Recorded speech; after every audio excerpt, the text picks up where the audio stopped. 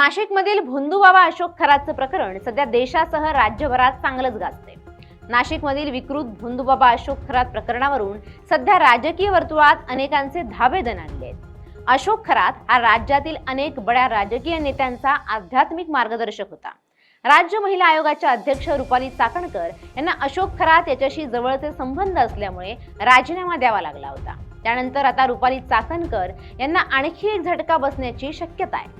रुपाली चाकणकर यांनी राज्य महिला आयोगाच्या अध्यक्षपदाचा राजीनामा दिला असला तरी त्यांच्याकडे राष्ट्रवादी काँग्रेसचं महिला प्रदेशाध्यक्षपद आहे। मात्र आता या पदावरूनही रुपाली चाकणकर यांची उचलबांगडी होण्याची दाट शक्यता आहे। अशातच एक महत्त्वाची बातमी समोर येते। राष्ट्रवादी काँग्रेस पक्षाच्या मंगळवारी पार पडलेल्या बैठकीतून निम्म्याहून जास्त आमदारांसह नेत्यांकडून पक्षाची बदनामी रोखायची असेल तर रुपाली चाकणकर यांचा राजीनामा घेणं योग्य राहील अशी भूमिका व्यक्त केल्याची माहिती आहे। आमदारांनी पक्षाच्या राष्ट्रीय अध्यक्ष सुनेत्रा पवार यांच्यासमोर ही भूमिका मांडली। रुपाली चाकणकर यांचा राष्ट्रवादी काँग्रेसचं महिला प्रदेशाध्यक्ष पदाचा राजीनाम्याचा निर्णय आता राष्ट्रीय अध्यक्ष सुनेत्रा पवार यांच्या कोर्टात येऊन पडलाय। अशोक खरातचे महिला आयोगाच्या अध्यक्षा रुपाली चाकणकर ते अनेक बड्या राजकीय नेत्यांसोबतचे फोटो आणि व्हिडिओ समोर आल्याने मोठ्या प्रमाणावर आरोप प्रत्यारोप झाले। याच आरोपांच्या पार्श्वभूमीवर रुपाली चाकणकर यांनी मुख्यमंत्री फडणवीस यांच्यावर पत्र लिहत राज्य महिला आयोगाच्या अध्यक्षपदाचा राजीनामा दिला। त्यांनी हे पत्र राष्ट्रवादीच्या अध्यक्ष आणि उपमुख्यमंत्री सुनेत्रा पवार यांच्याकडे दिलं।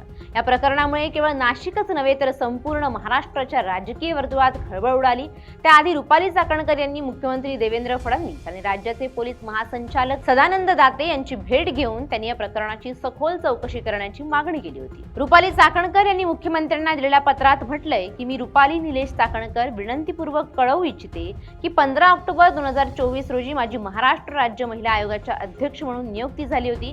माझ्या वैयक्तिक कारणाने मी स्वेच्छेने सदर पदाचा राजीनामा या पत्राद्वारे सादर करते।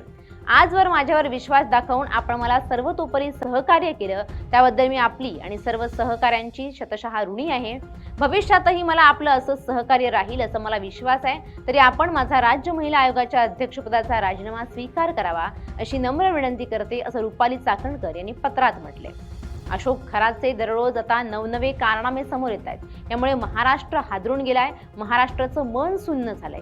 या सर्व प्रकारात राष्ट्रवादी पक्षही निशाण्यावर आलाय।